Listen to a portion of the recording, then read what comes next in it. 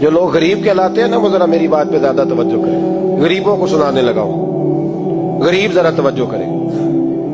غسان کے بادشاہ نے اسلام قبول کر لیا اور اسلام قبول کرتے ہی وہ آئے حج کرنے۔ حج کے بعد فارغ ہوئے تو ایک نفلی طواف کر رہا تھا غسان کا بادشاہ، شاہ غسان۔ خانہ کعبہ میں بھی وی آئی پی پروٹوکول ملتا ہے، آج تو مسجد نبی میں بھی وی آئی پی پروٹوکول ہوتا ہے، یہاں آ کے بھی، یہاں بھی اور دیکھتے سوئی تجھ کھڑا کہاں ہے، طواف کعبہ ہو رہا ہے اور غسان کے بادشاہ نے جبہ پہنا ہوا ہے باریک اور لمبا، وہ طواف کعبہ کر رہا تھا تو ایک غریب آدمی کا پیر اس کے جبے پہ آ گیا۔ جب پیر آیا تو اس نے پلٹ کے غریب کے منہ پہ تھپڑ مارا۔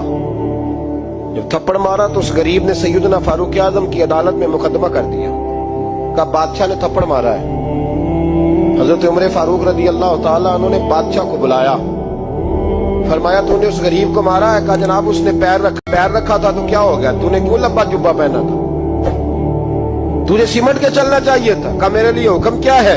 حضرت عمر کہنے لگے یہاں اسے رات میں راضی کر لے، ورنہ صبح اسی جگہ اسی کونے میں خانہ کعبہ کے سائے میں وہ غریب تیرے منہ پہ تھپڑ مارے گا اور تجھے تھپڑ کھانا پڑے گا۔ غریبوں سنو سنو، ساری رات وہ غسان کا بادشاہ غریب کی منت کرتا رہا تو راضی ہو جا، جتنے غریب تن ہیں لباسوں سے دور دور اتنی ہی چادریں میں مزاروں سے چھین لوں، اور جتنے غریب گھر ہیں اجالوں سے دور دور اتنی ہی روشنی میں ستاروں سے چھین لوں۔ اتنی تو ہمتیں ہو میری کم سے کم بلند کہ شاہوں کے تاج فخر اشاروں سے چھین لوں۔ تمہاری زیادتی ہے، تم نے ظلم پروان چڑھایا ہے، جب تم چودھری کے کہنے پر ایم این اے کے کہنے پہ راضی ہو جاتے ہو، جب اسے کہا نا راضی ہو جا تو وہ غریب کہنے لگا میں راضی ہو جاؤں اور کل تو کسی اور کو بھی تھپڑ مارے۔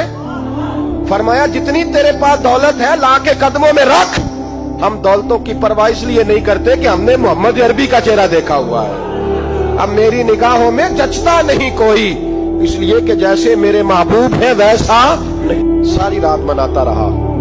حضرت عمر سے کہنے لگا وہ نہیں مانتا تو جناب عمر کہنے لگا پھر تیاری کر لیں، ہم بادشاہ نہیں دیکھیں گے، دولت نہیں دیکھیں گے، ہم رسول اللہ کا دین دیکھیں گے، ہم نبی پاک کا نظام دیکھیں گے۔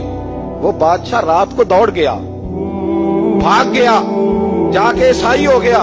لوگوں نے کہا اتنا قیمتی آدمی عمر نے ضائع کر دیا۔ فرمایا چپ کرو، میں نے کوئی چیز ضائع نہیں کی، میں نے تو اپنے رسول کا دین بچا لیا ہے، کوئی شے ضائع نہیں ہوئی۔